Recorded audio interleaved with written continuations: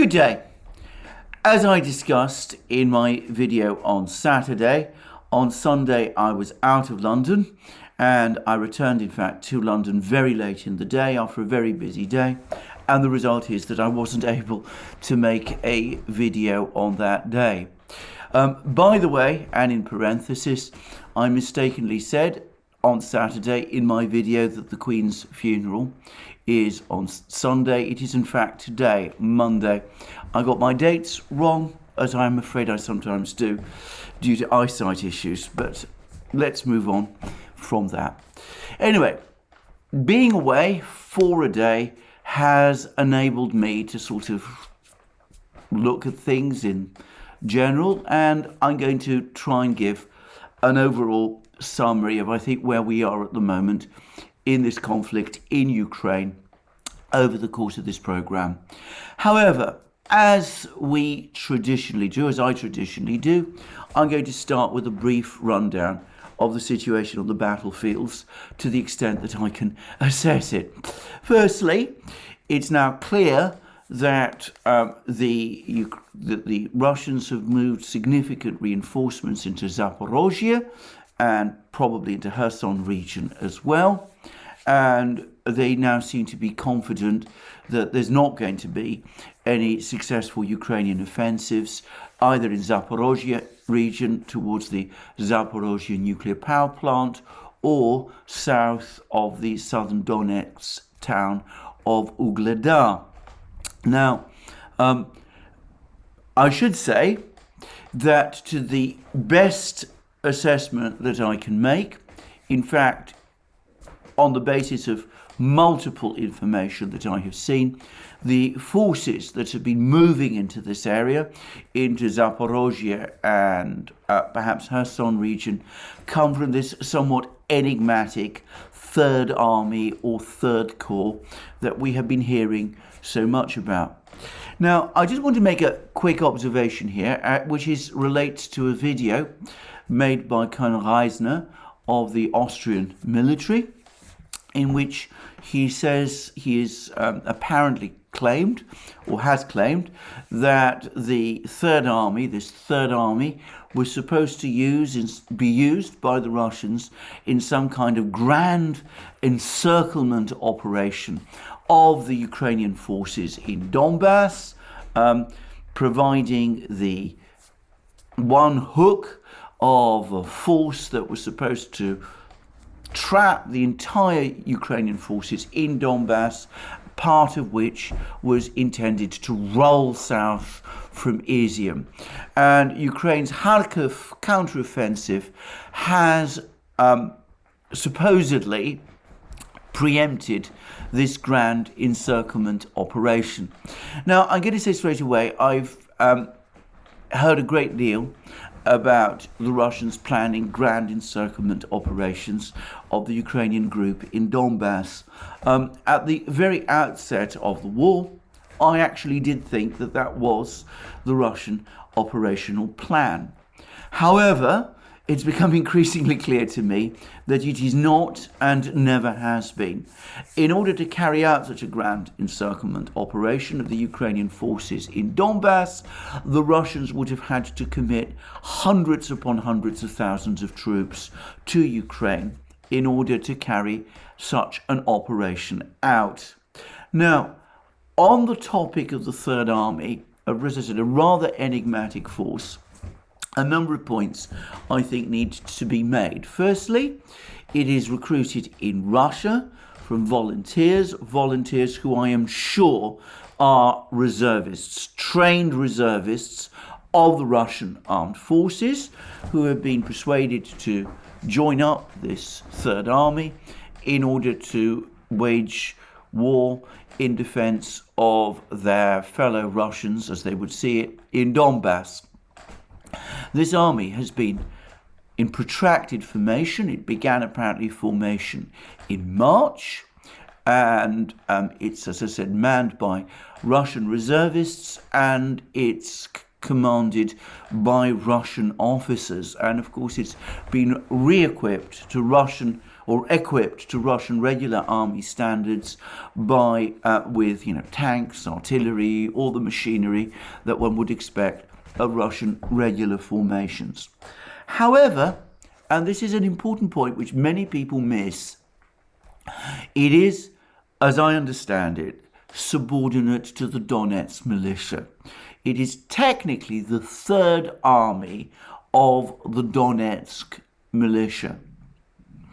And that means that it's, in theory at least, assigned to roles that are consistent with the political and military needs of the Donetsk People's Republic.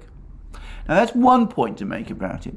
But the second point to make is that there's a huge amount of uncertainty as to how large this force actually is. There were some claims that said that it numbered 60,000 men. Others thought that it was probably no more than about 15,000 men.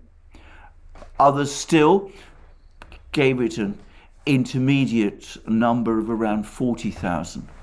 I'm going to go along with the most conservative estimate. I think it's around 15,000 strong.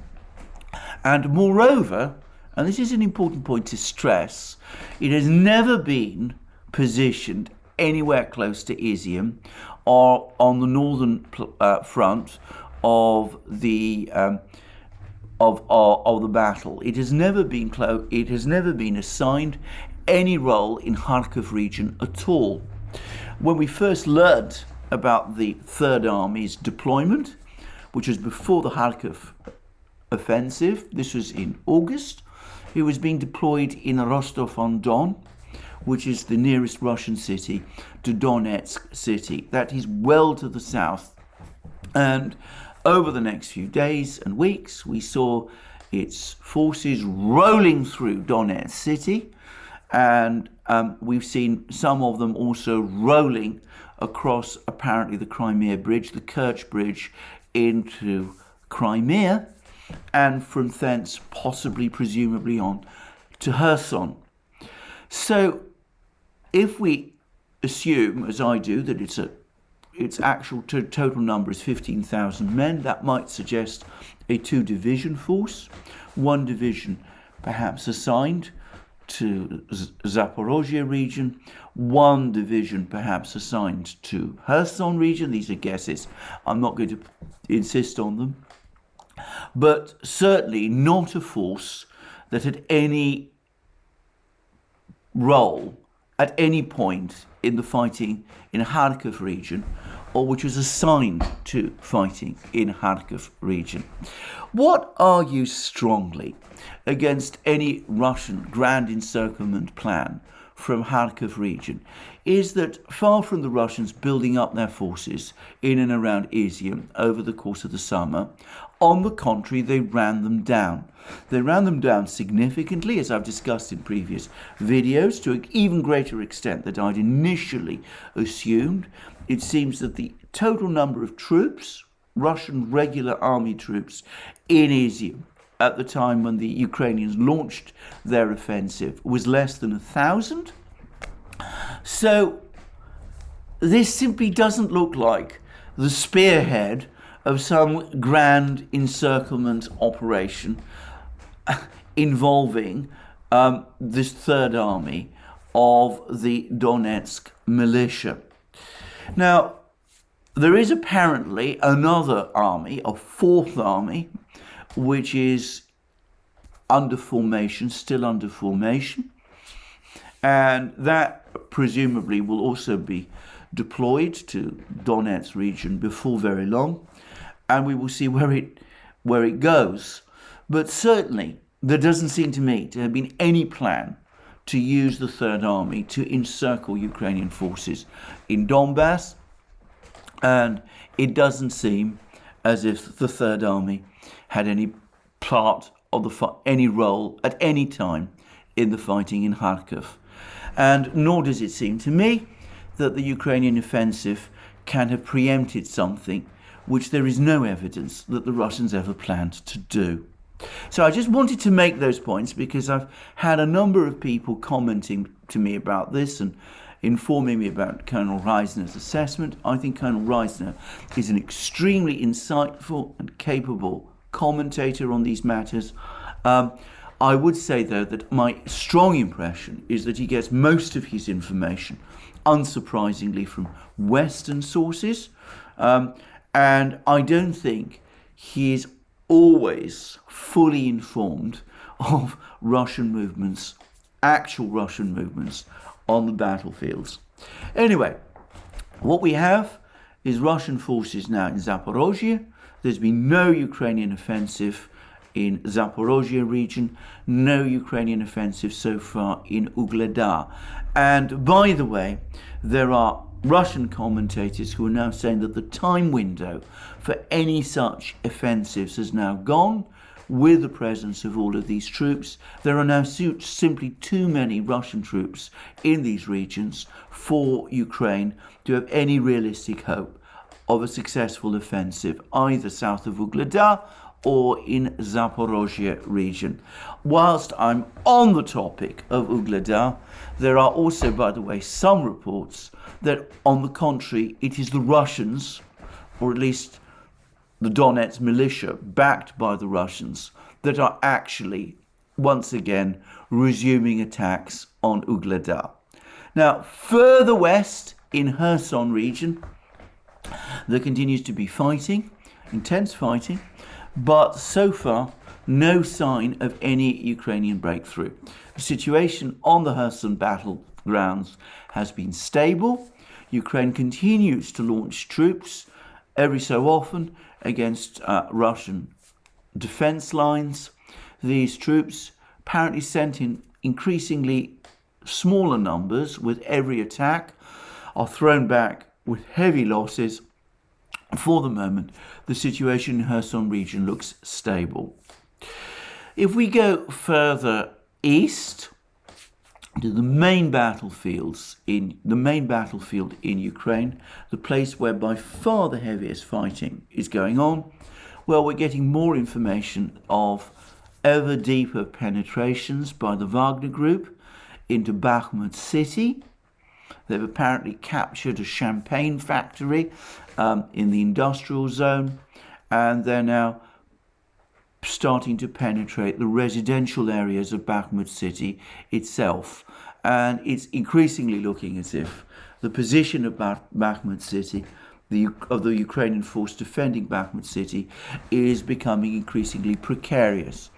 And further south, we're also getting news that there are significant advances by the Donetsk militia in clearing this extremely heavily fortified zone that the Ukrainians have built up around in the suburbs of Donetsk city, and from which they've been conducting the shelling of Donetsk city. Yesterday, I got reports that the militia has finally broken through into an important village, fortified village or small town or suburb of Donetsk, if you like, in this area called Krasnogorskaya. I'm probably getting its name wrong, for which again I apologize. Fighting is apparently going on in that village, town, suburb, even as I make this video, and it does look increasingly as if the battle there is going steadily against the Ukrainians. The Ukrainian General Staff, by the way, always in their reports of the fighting in Ukraine, seem to give heaviest emphasis to the fighting in Donbass, and clearly this is where the major fighting in Ukraine at the moment is going on, and the Russians are still steadily, incrementally making ground. And then there is the most complicated and enigmatic battlefield of all, which is the battlefield in Kharkov region, what's left of Kharkov region, along the Oskol River. Now here it is extremely difficult to get a fully accurate picture of what is going on. Last night, as I returned to London, I was seeing all sorts of messaging and reports about a Russian offensive being launched in this area. towards presumably the western part of Kupiansk.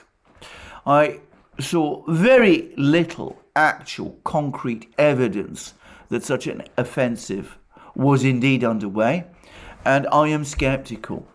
But then later in the evening, Gleb Bazov, who is one of the most accurate reporters, or I should say analysts, he's not actually physically on the ground, but he collates information from multiple sources, one of the most accurate analysts and commentators on the fighting in this part of Ukraine, from the Russian side, it must be said.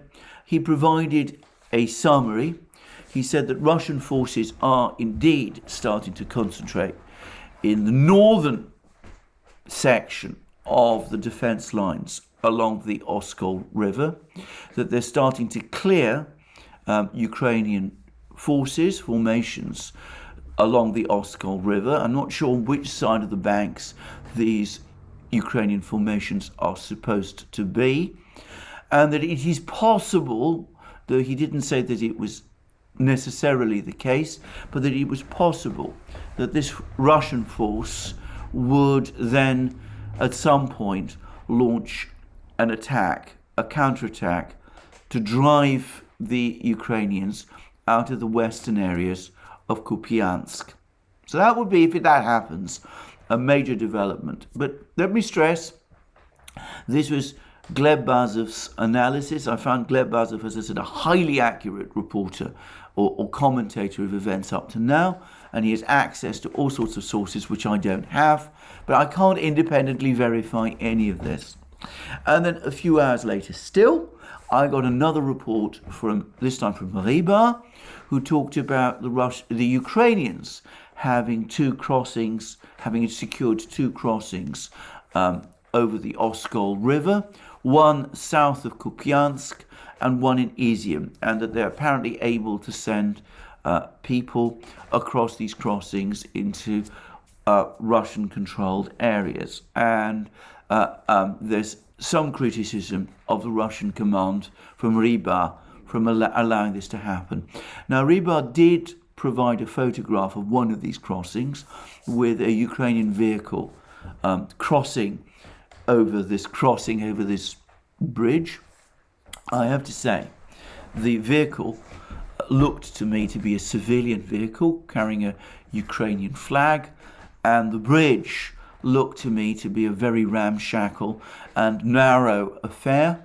I can't imagine that it's the sort of thing that you would send large numbers of troops and armoured vehicles across if you were really planning to conduct some kind of offensive.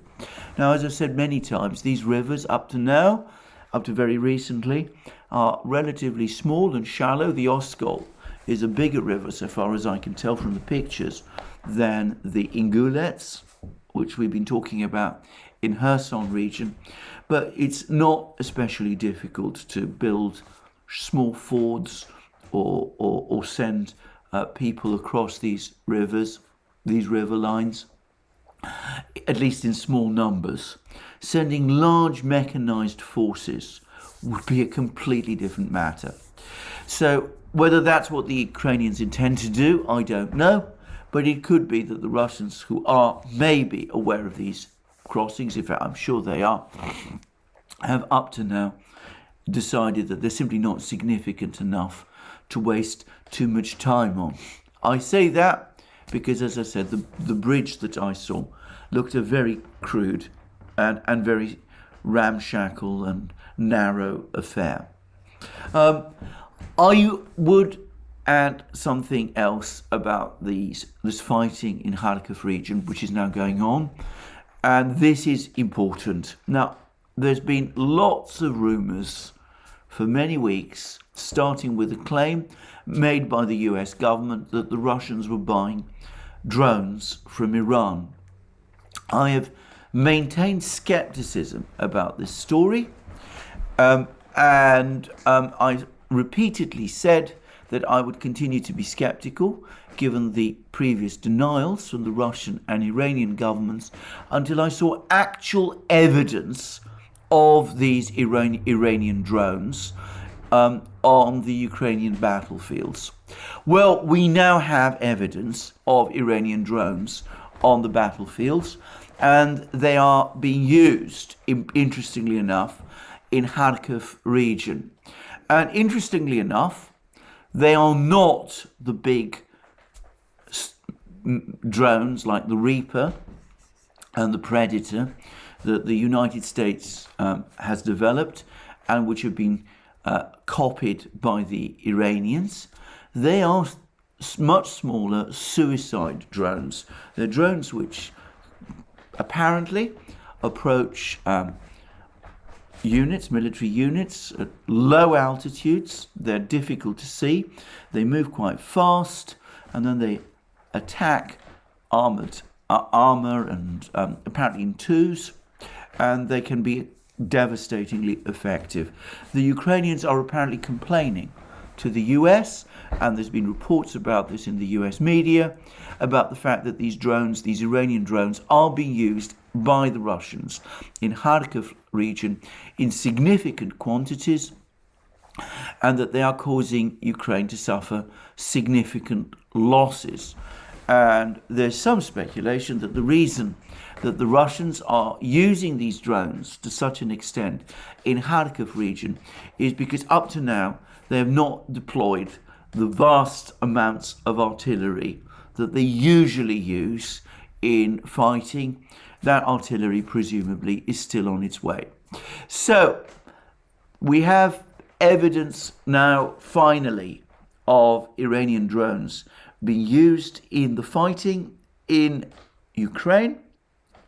So obviously my previous skepticism on this topic was wrong. I think this is an important geopolitical development. The fact that Russia and Iran are apparently now working towards defense cooperation is important, and it goes far beyond the events on the battlefields in Ukraine itself. And it's interesting that the Russians are using these drones as effectively as they are. And there's some speculations that up to 3,000 of these drones have been supplied to the Russians so far. And because they're reasonably small, they're easy apparently to produce. And no doubt we're going to be seeing more and more of them over the next couple of days and weeks. I will say one thing. Both the United States and Russia produce suicide drones of their own. The US has supplied lots of suicide drones to Ukraine, and they've proved completely ineffectual against Russian armored formations and Russian artillery. And Russian suicide drones have been used, and they've had the odd success, but they certainly don't seem to be as effective, anywhere close to being as effective as the Iranian drones are turning out to be. So that does actually show, again, that Iran has a fairly sophisticated, in fact, a very sophisticated military industrial base, that they're able to produce drones of this kind that are more effective than those of the historic superpowers, military superpowers, the United States and Russia. And it's perhaps another sign of the extent to which things in the world have changed and are continuing to change. Anyway, that's my summary of the situation on the battlefields. Again, let me reiterate, this is a fluid situation. It's quite possible by the time this video is published that things will have moved on, and we'll be having an awful lot more information about what is actually going on the battlefields than we have up to this point. But on top of that discussion, I want to carry out a relatively brief recapitulation of what has been going on. And it flows from discussions about what has been happening in Samarkand, and also the military developments that have been happening in Ukraine over the last couple of weeks. Let me begin by starting with the political situation, the overall international geopolitical situation. And of course, we've had this complex issue of why the Russians have imposed these extremely severe constraints upon the way in which they have conducted their special military operation in Ukraine. Now, in previous programs, I have said that I thought that one major factor, perhaps the single most important factor, was Putin's and the Russian leadership's concern to keep Russia's friends on side. And when I talk about friends, I mean first and foremost India and China. These are the two countries which between them are the two rising economic powers. China has, in purchasing power parity terms, an economy bigger than the United States. India, on nominal terms, is now the fifth biggest economy in the world. In purchasing power parity terms, it is bigger still. Both are shaping up to become major importers of Russian hydrocarbons, and Russia has an important strategic relationship, a strategic partnership with both of these countries. Moreover, Xi Jinping and Narendra Modi are Putin's personal friends. So it's important for the Russians to keep these relations warm. They need to keep these relations warm because they don't want to be isolated in international affairs. And at the same time, they obviously look to China and Iran as economic partners now that the economic partnerships with the West have broken asunder, have fallen apart. So from a Russian point of view, it is important to prioritize these relationships. And I think, and I've said this, discussed this before, I think this explains a great deal about what we have seen over the last couple of months. Now, it's important to say that for both India and China, Russia going into Ukraine and supporting secessionist movements in the Donbass, the Donetsk and Lugansk People's Republics, is extremely difficult and objectively a hard sell. Both China and India have turned their face hard against secession. And it's not difficult to understand why. Both China and India have concerns about secession in terms of their own countries.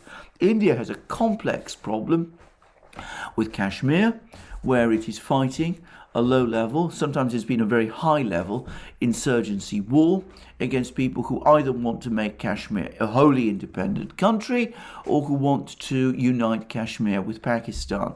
There are other regions of India, border regions, where there have also been historically movements that have sought secession from India. India has been implacably opposed to all of these movements, and there's been occasional flare-ups and wars. China has exactly the same concern. It's obvious. First concern is Taiwan, which is a major issue, a major topic of concern for the Chinese, but some of the western regions of China, Tibet, Xinjiang, there have been concerns about those regions as well. So that will predispose the Chinese and the Indians to look, shall we say, with a certain degree of disfavor to any Russian action which appear to support secession movements in a country like Ukraine. A country, by the way, Ukraine, with which both China and India have had reasonably friendly relations. So that, I think, goes very far to explain, given the priority of maintaining close relations with China and India, it goes very far to explain a lot of Russian decisions. The Russians will have explained to their Chinese and Indian friends that the special operation in Ukraine was brought about because of the consistent refusal of Ukraine and the Western powers to engage in realistic diplomacy, their refusal to implement the Minsk Agreement, which was enshrined in a resolution of the UN Security Council, and also, of course, the decision taken by the Western powers and Ukraine in February to launch some kind of military operation to recover Donbass, the event which the Russians claim triggered this special military operation. And they will have been very, very careful to provide both the Indians and the Chinese with the reports of the Organization for Security and Cooperation in Europe, which appeared to show that by far the heaviest shelling in February was carried out by Ukraine against Donbass, not vice versa. So the Russians will have explained all of that. They'll have explained that this is a forced move. They will have explained that they are not seeking the breakup of Ukraine. They're not seeking the conquest of Ukraine, all things which the Chinese and the Indians would not be able to support and which might cross Chinese and Indian geopolitical red lines or conceptual red lines, and that this is a limited special operation to protect the Russian people of Donbass.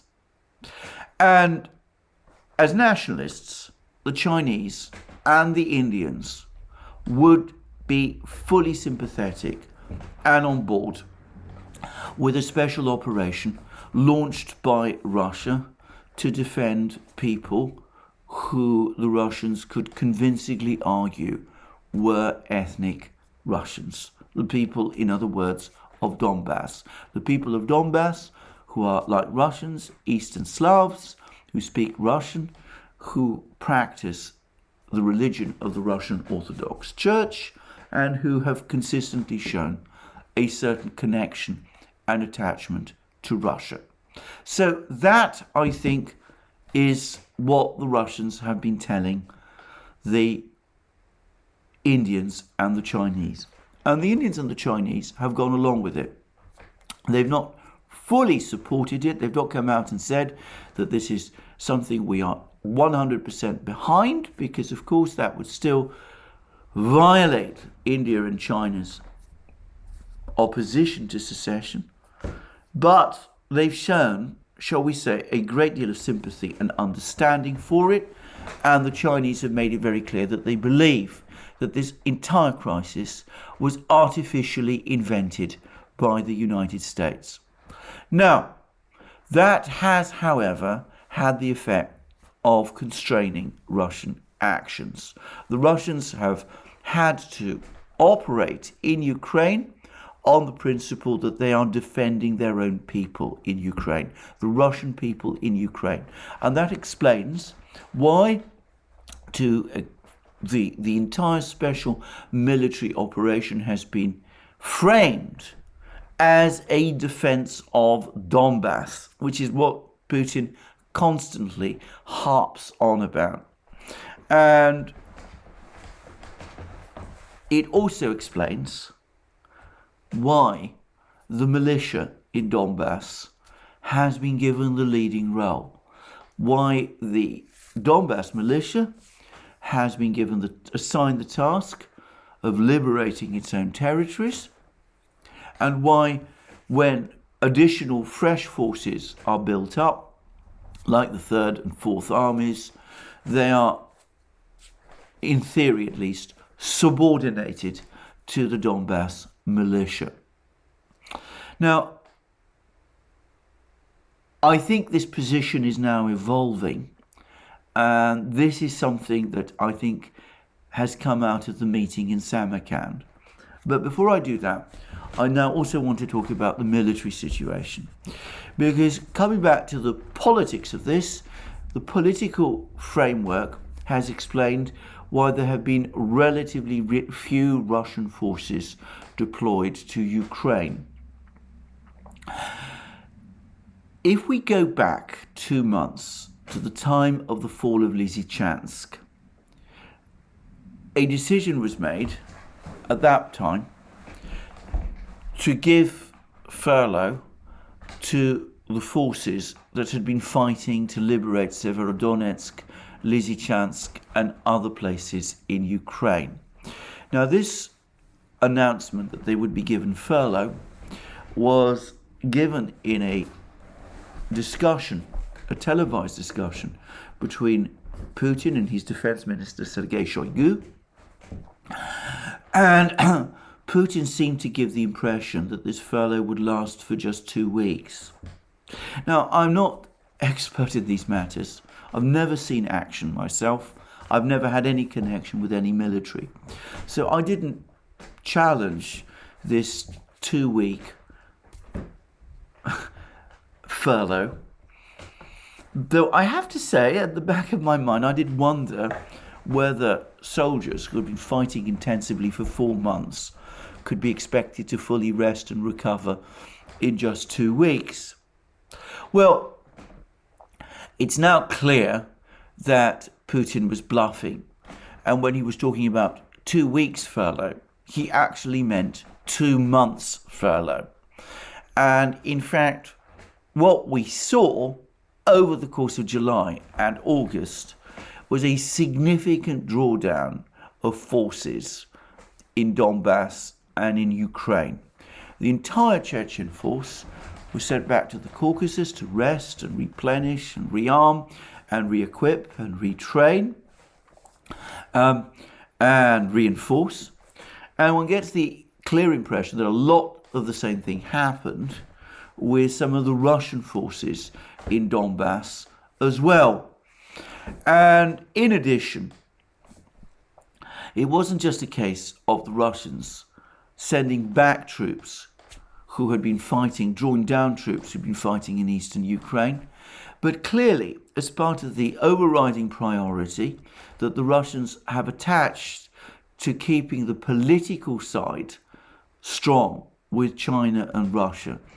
Russian troops who might, in other circumstances, have been sent to reinforce the forces in Donbass, and perhaps some of the troops who were being drawn down from the fighting in Donbass were instead sent to the Far East to participate in the exercises, the Vostok exercises in Russia's Far East, alongside Russia's Chinese and Indian friends.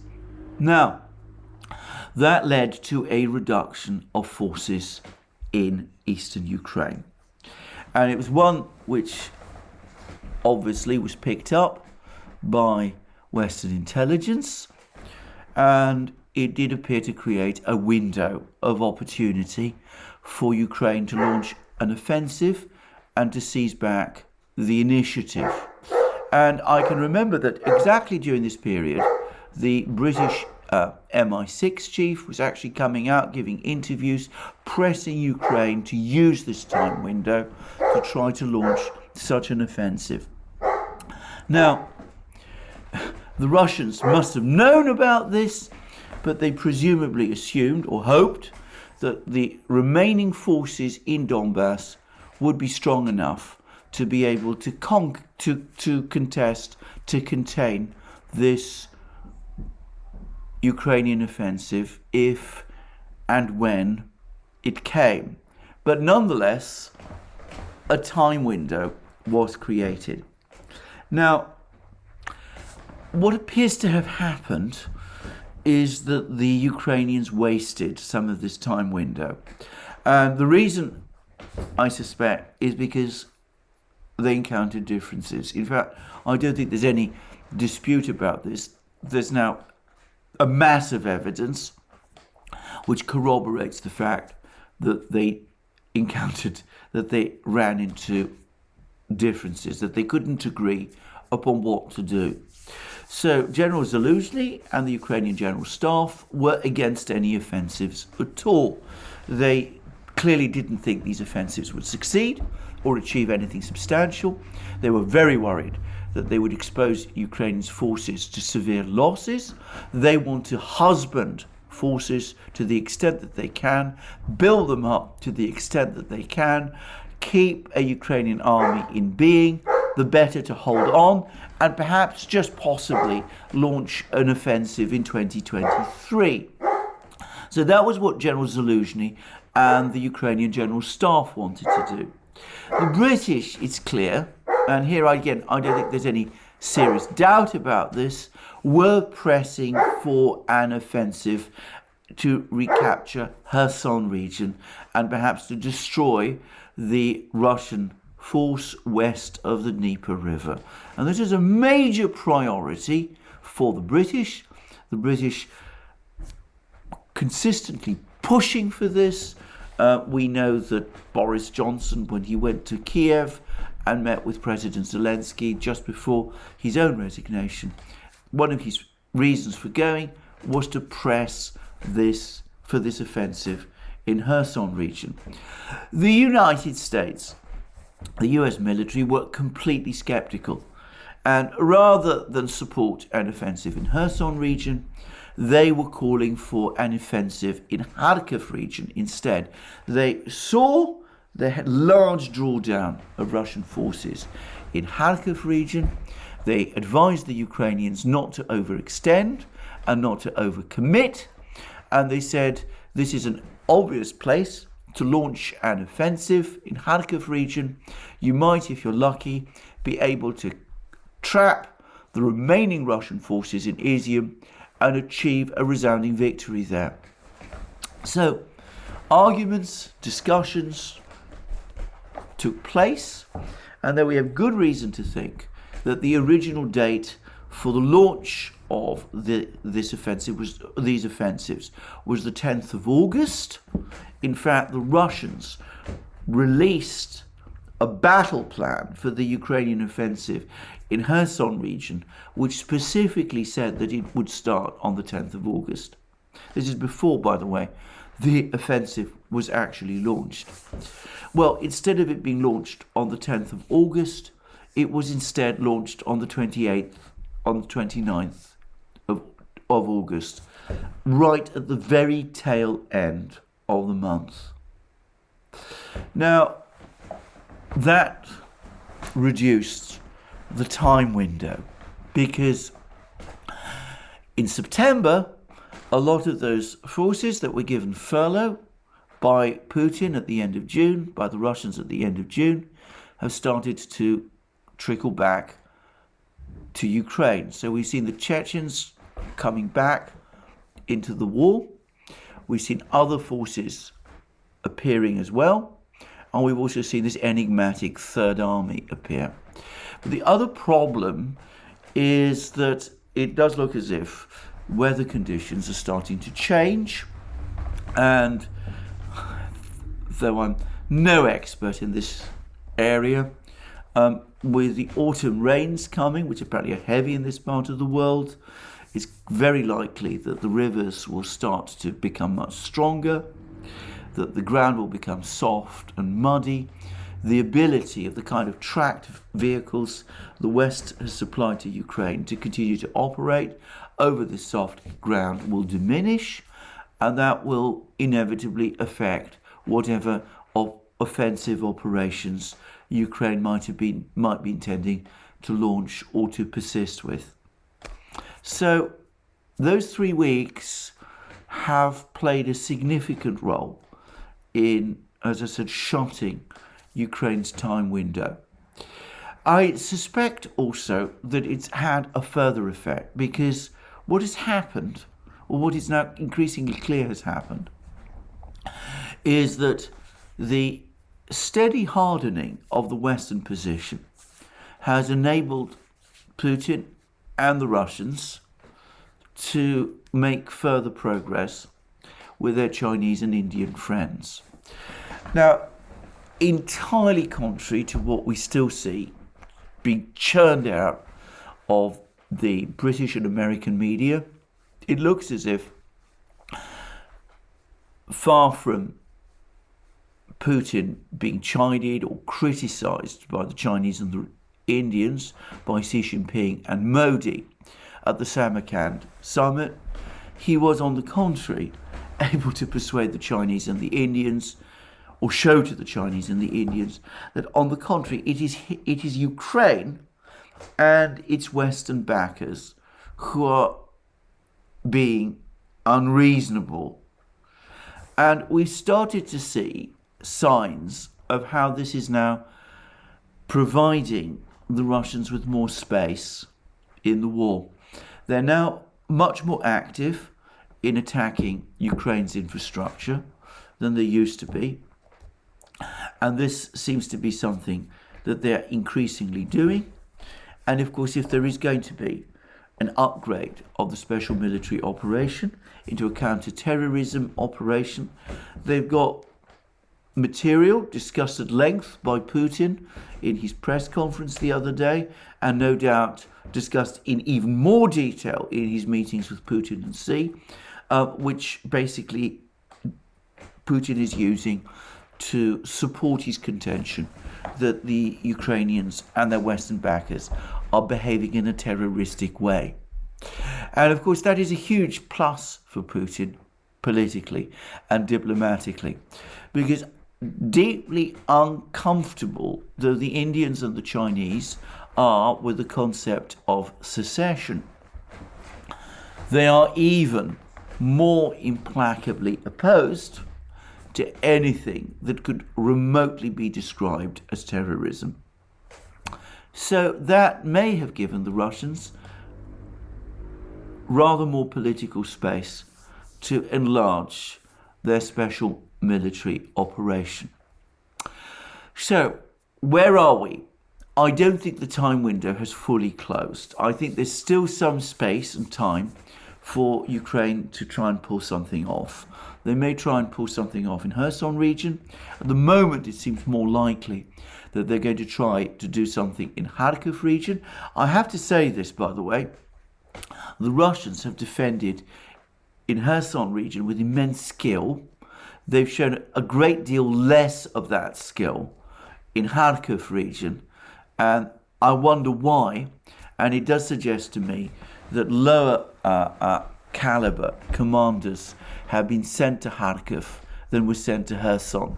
But anyway, putting all that aside, it seems more likely to me that the Ukrainians will try and pull something off in that part of the battlefields. But they probably have only a limited amount of time, perhaps 2 weeks, in order to pull this off. If they don't, if the Russians are able to grind on, capture Bakhmut, surround the Ukrainian forces in Avdiivka, hold on to their gains in Donbass, hold on to Kherson and Zaporozhye region, then things will start to look extremely grim for Ukraine. Now, I have to say that whatever happens, given the importance of this war to the Russians, I'm sure that in the end they will do whatever they have to do to make sure that they prevail. And given the enormous discrepancy in power between Russia and Ukraine, even a Ukraine supplied by Western weapon systems, the Russians must ultimately prevail.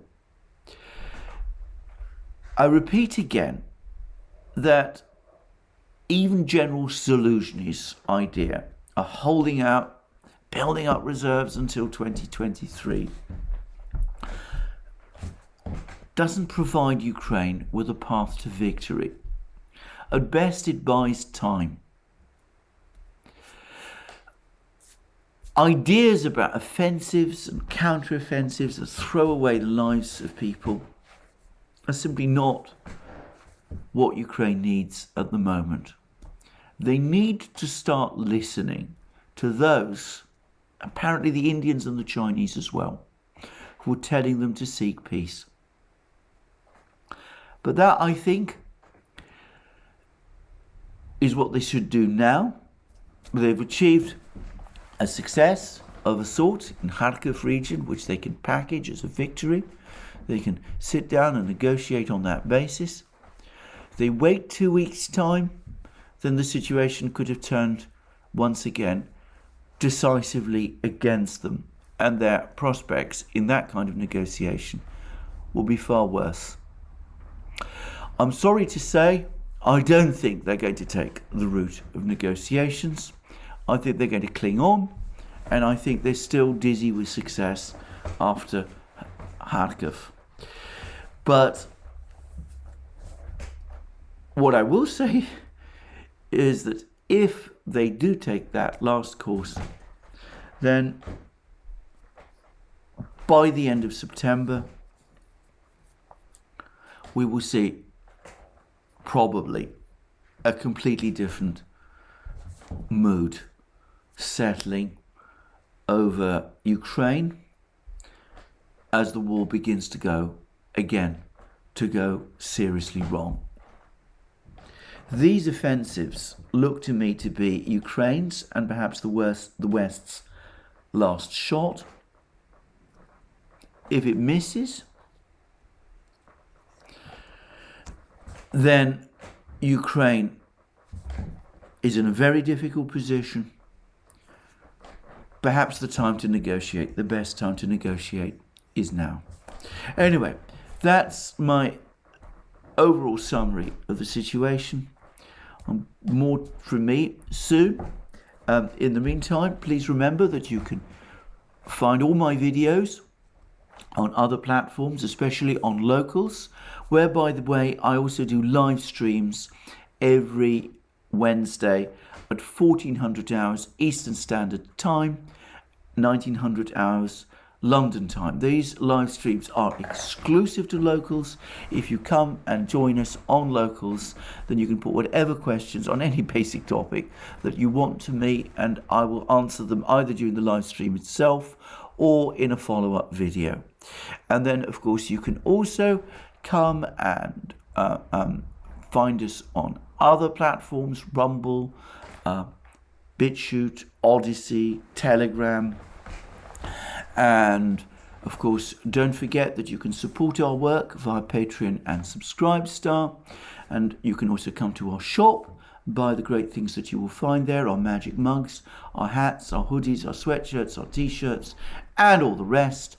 And last but not least, please remember, if you've liked this video, to press the like button and to check your subscription to this channel. Thank you for joining me again today. More from me soon, and have a very good day until we speak again. Thank you.